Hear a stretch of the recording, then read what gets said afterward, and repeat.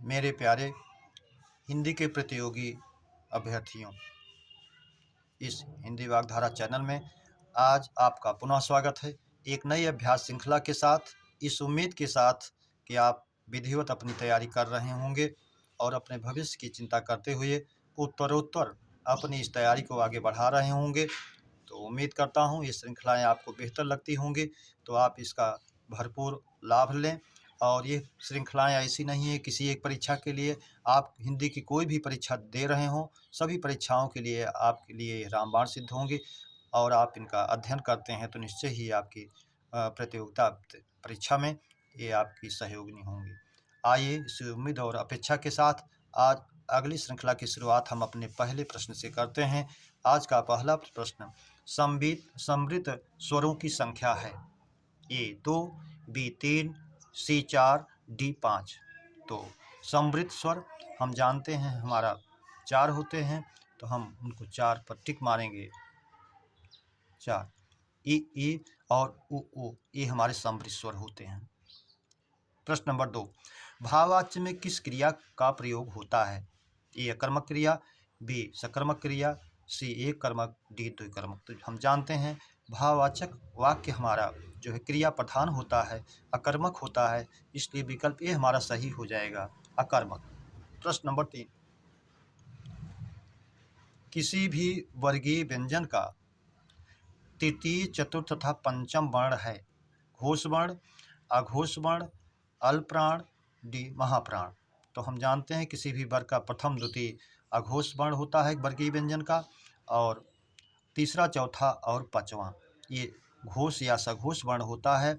सारे स्वर घोष या सघोष में आते हैं, इसलिए विकल्प ए हमारा सही हो जाएगा, घोष वर्ण। प्रश्न नंबर 4, विजातीय दीर्घ स्वर हैं? ए आ ई उ, ये सवर्ण दीर्घ हैं जो आ ई उ से बने हैं, समान स्वर से बने हैं। विजाति का मतलब अलग अलग स्वरों से मिलकर बनने वाले। बी आ ई मिलकर के ए बना है, आ ए मिलकर के ऐ बना है, आ उ मिलकर के ओ बना है, और आ ओ मिलकर के औ बना है, इसलिए विकल्प बी ही हमारा सही हो जाएगा जो विजाति है। सी आ ई उ तो मूल हर स्वरों में 3 है, हर स्वरों में। डी आ ई ऐ से कोई मतलब नहीं है, इसलिए विकल्प बी ही हमारा सही हो जाएगा। प्रश्न नंबर 5, आत्मनिर्भर में समास है? ए तत्पुरुष, बी कर्मधारय, सी द्वंद्व, डी बहुव्रीहि। तो आत्मनिर्भर, अपने पर निर्भर, आप बीती, अपने पर बीती, ये अधिकरण तत्पुरुष में जाता है, तत्पुरुष समास दिया है, इसलिए विकल्प ए हमारा सही हो जाएगा, तत्पुरुष। प्रश्न नंबर 6, उसने शिक्षक से प्रश्न पूछा, इस वाक्य में किस अंश में त्रुटि है या त्रुटि का अंश है? उसने, बी शिक्षक, सी प्रश्न, डी पूछा। तो जैसा हम जानते हैं प्रश्न को किया जाता है, पूछा नहीं जाता है, भोजन किया जाता है, खाया जाता प्रयोग नहीं होता, संकल्प किया जाता है, लिया नहीं जाता है। तो ये तीनों चीज़ों को आप याद रखें, परीक्षाओं में बार बार आपको पूछता है, आपसे पूछता है, तो पूछा की जगह प्रश्न करना होना चाहिए था, प्रश्न किया तो ये सही होता, इसलिए विकल्प डी में त्रुटि है व्याकरण की दृष्टि से। लोकब व्यवहार में हम लोग प्रयोग करते हैं वो अलग चीज़ है, लेकिन व्याकरणिक विधा की बात जब आएगी तो प्रश्न पूछा नहीं जाता है, प्रश्न किया जाता है। प्रश्न नंबर 7, वह शेर को देखते ही डर गया, इस वाक्य में कैसी क्रिया है? ए पूर्वकालिक, बी तात्कालिक, सी अनुकरणात्मक, डी नाम धातु। वह शेर को देखते ही डर गया, जैसे ही देखा वैसे ही डर गया, इसमें समय और क्रम का अंतर ना होकर के जो है समय का अंतर ना होकर के केवल क्रम का अंतर है, इसलिए तात्कालिक में जाएगा, जैसे ही देखा वैसे ही बेहोश हुआ, विकल्प भी हमारा सही हो जाएगा, तात्कालिक। प्रश्न नंबर 8, इलाहाबादी अमरूद पसंद किए जाते हैं में विशेषण है? ए गुणवाचक, बी परिमाणवाचक, सी सार्वनामिक, डी संख्यावाचक। तो इलाहाबादी ये स्थानवाचक है और ये गुणवाचक में आता है। अमरूद पसंद कोई विशेषण नहीं है, इलाहाबादी स्थानवाचक विशेषण जो गुणवाचक विशेषण के अंतर्गत आता है, इसलिए विकल्प ए ही सही हो जाएगा हमारा, गुणवाचक। जैसे आप कहते हैं इलाहाबादी, पंजाबी, जापानी, असमी, अमेरिकी, क्षेत्रीय, ये सब स्थानवाचक विशेषण जो है गुणवाचक में आ जाते हैं। प्रश्न नंबर 9, अशुद्ध तद्भव तत्सम है? ए बावला का बातुल सही है, भाभी का भ्रातृभार्या ये भी सही है, बड़ा का वृत्तक, ये भी सही है। डी छड़ी का वेत दिया गया है, अशुद्ध है। छड़ी का यष्टि होता है, बेंत का वेत्र होता है, अशुद्ध है, इसलिए विकल्प डी हमारा सही हो जाएगा। प्रश्न नंबर 10, अशुद्ध विलोम युग्म है। ए सुशील का दुशील, सही है। बी आगत का विगत, आया हुआ बीता हुआ, ये भी सही है। सी कुटिल सरल टेढ़ा सीधा, ये भी सही है। डी गत विगत, गत माने बीता हुआ, पिछला, विगत माने भी पिछला, इसलिए दोनों एक दूसरे के पर्याय हो गए, तो विकल्प डी हमारा अशुद्ध हो गया। प्रश्न नंबर 11, उत्तराधिकार में प्राप्त संपत्ति वाक्यांश के लिए एक शब्द। ए वसीयत, बी रिक्त, सी पूंजी, डी न्यास। तो वसीयत आप जानते हैं बाद में लिखी जाती है उत्तराधिकारी के रूप में, लेकिन वो संपत्ति नहीं इस तरह से मानी जाएगी। बी रिक्त, उत्तराधिकार में जो संपत्ति प्राप्त होती है उसको रिक्त कहते हैं, इसलिए विकल्प बी हमारा सही हो जाएगा। पूंजी शब्द है, इसका तत्सम पुंज होता है। डी न्यास का अर्थ होता है धरोहर। प्रश्न नंबर 12, पृथ्वीराज रासो रचित है किसके द्वारा। ए चंद्रवरदाई, बी नरपतनाल, सी विद्यापति, डी दलपत विजय। तो हम जानते हैं पृथ्वीराज रासो हिंदी का प्रथम महाकाव्य चंद्रवरदाई द्वारा लिखा गया है, जो विकल्प ये सही हो जाएगा, चंद्रवरदाई। प्रश्न नंबर 13, मैं नीर भरी दुख की बदली किसकी पंक्ति है। महादेवी वर्मा, सुमित्रा नंदन पंत, जायसी निराला। तो हम जानते हैं मैं नीर भरी दुख की बदली महादेवी वर्मा जी की ये पंक्ति है, इसलिए विकल्प ये हमारा सही हो जाएगा। प्रश्न नंबर 14, आजन्म में समास है। अव्ययी भाव, बी तत्पुरुष, सी कर्मधारय, डी द्वंद्व। तो आजन्म, इसमें उपसर्ग आ लगा हुआ है, पॉजिटिव बना रहा है जन्म से लेकर के, तो ये अव्ययी भाव में जाएगा, इसलिए विकल्प ए हमारा सही हो जाएगा, अव्ययी भाव। प्रश्न नंबर 15, बिल्ली छत से कूदी में कारक है। करण कारक, बी अपादान कारक, सी कर्म कारक, डी संबंध कारक। यहाँ बिल्ली का छत से अलगाव हो रहा है, और अलगाव में आप जानते हैं पंचमी विभक्ति अपादान कारक होता है, इसलिए विकल्प भी हमारा सही हो जाएगा, अपादान कारक। प्रश्न नंबर 16, तद्भव तत्सम का अशुद्ध युग्म है। ए किवाड़ कपाट, शुद्ध है। बी दही दधि, ये भी सही है। सी खीर क्षीर, ये भी सही है।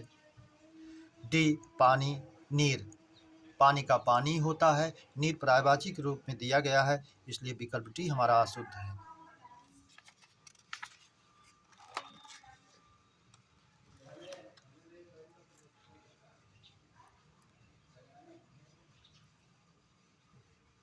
अगला प्रश्न है हमारा, अशुद्ध विलोम युग्म है।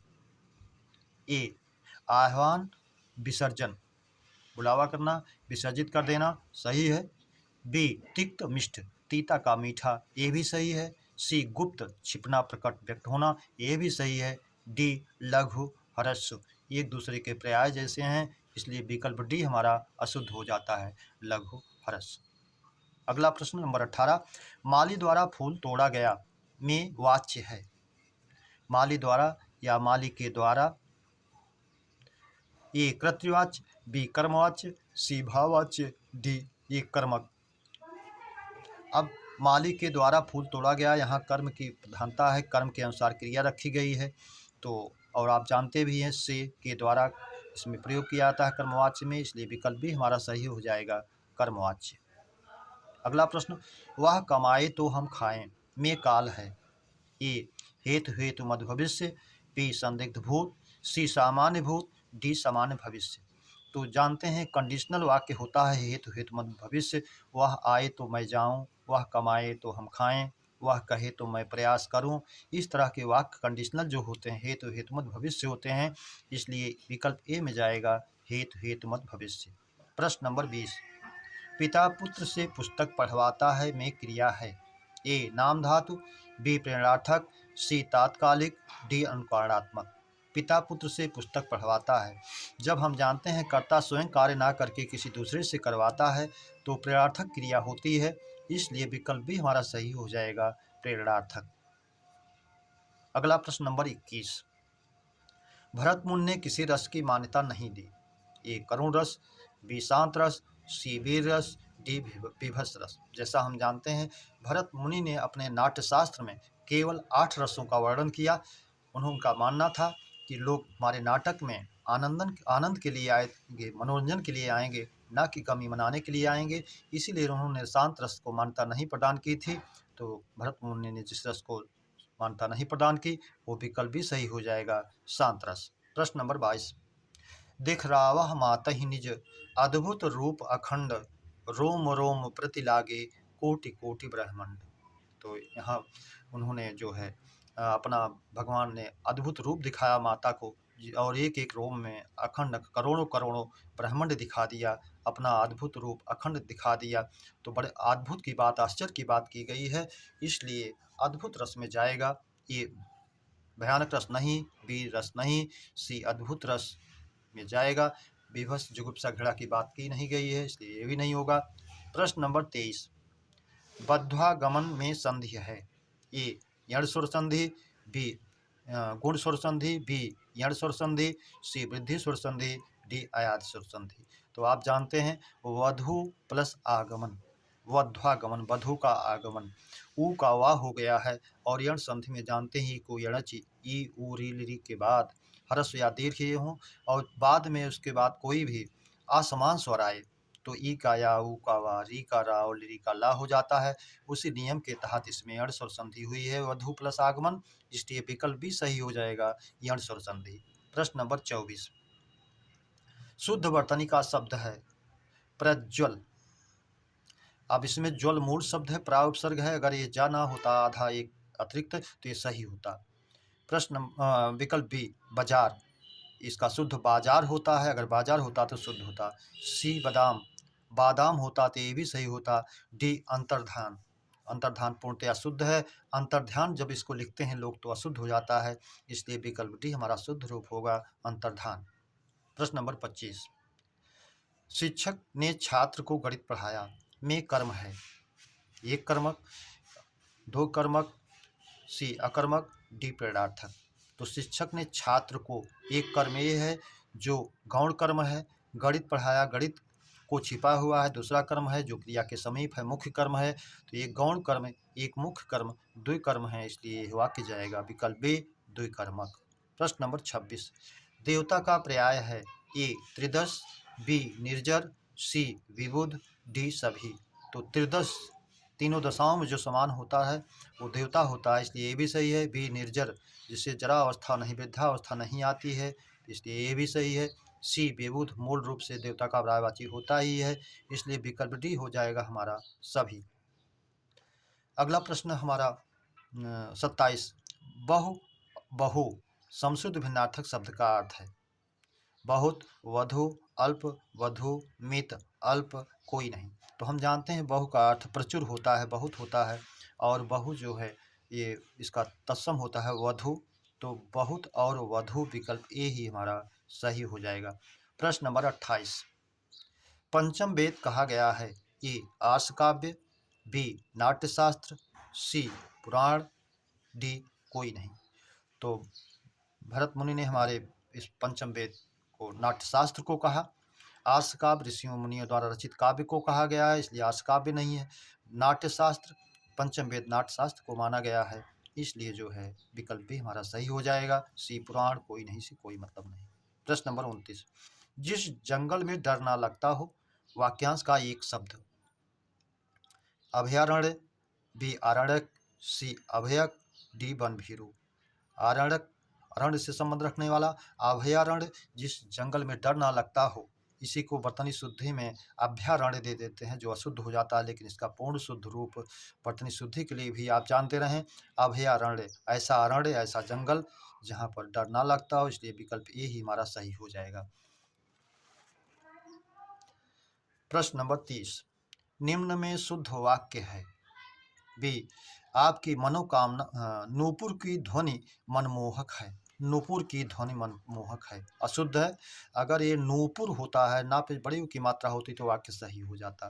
विकल्प बी आपकी मनोकामना पूरी हो, अगर यह मनः कामना होता तो शुद्ध हो जाता, आपकी मनः कामना पूरी हो। सी व्यायाम करना चाहिए जिससे हम स्वस्थ रहें, ये स्वस्थ अशुद्ध दे दिया, अगर ये स्वस्थ होता तो ये भी सही होता।